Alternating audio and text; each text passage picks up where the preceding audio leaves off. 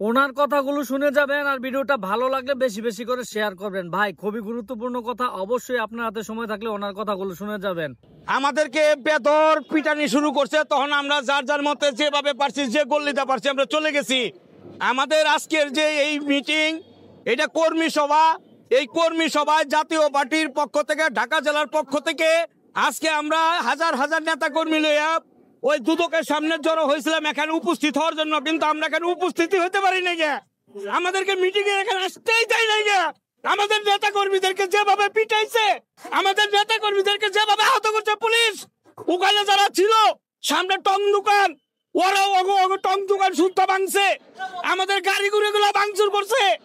এখন আমরা এইটার বিচার চাই। এটার বিচার কে করবে, কার কাছে যাবো?